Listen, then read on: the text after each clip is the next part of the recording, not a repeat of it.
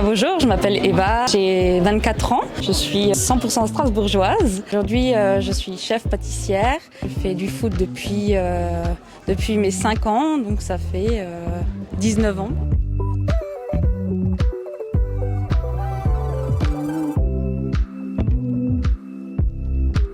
Il y a quand même quelques points communs entre les deux. La persévérance, le dynamisme qu'il faut toujours avoir tous les matins, comme au foot le soir. La reconnaissance de ma famille qui sont en tribune et pour le côté pâtisserie, les clients. Le sourire qui font plaisir. Et ici, du coup, après un match, après une victoire ou même en cas de défaite, ils sont toujours contents. En pâtisserie, il y a beaucoup de choses que j'aime faire, surtout avec le chocolat, la vanille, même les cookies. Il y a trop de choses. Ça me tenait à cœur de partir parce que j'avais besoin de souffler, j'avais besoin de découvrir le monde parisien et notamment Christophe Michalak qui est un champion du monde de pâtisserie. Au début, j'avais fait les démarches pour pouvoir jouer à Paris, mais c'était très très compliqué. À Paris, j'avais des horaires de nuit, je travaillais à 3h, je finissais, il était 14h, 15h. C'était pas envisageable d'avoir des entraînements en fin de journée. Je pense que mentalement, ça m'a un peu tuée entre guillemets. Mais bon, c'était une très belle expérience pro.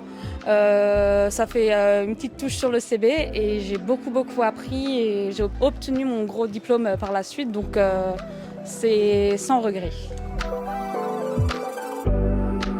Si on me demande mes plus beaux souvenirs, c'est bien sûr le Vauban quand j'avais 16-17 ans et qu'on faisait des déplacements aussi loin. C'est là où j'ai découvert la D2 nationale. Donc avec Stéphane Martos qui est actuellement notre coach principal. Je rentrais le vendredi soir, le samedi matin je partais en déplacement avec le Vauban, on rentrait le dimanche soir et le dimanche soir je retournais à l'internat.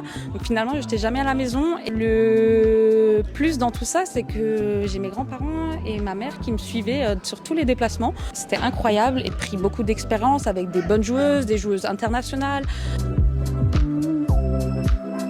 Assez tenace, mais en fait la pâtisserie j'aime tellement, enfin mon métier je l'adore, donc c'est dur, le foot c'est dur, mais j'essaye de concilier les deux, mais à long terme c'est sûr que ça va être difficile et c'est pour ça que le choix aussi a été fait d'arrêter le niveau national il y a 3 ans maintenant et redescendre dans une équipe un peu plus petite. Et finalement, ici, c'était aussi le niveau régional, mais on est monté et donc je me retrouve quand même au niveau national.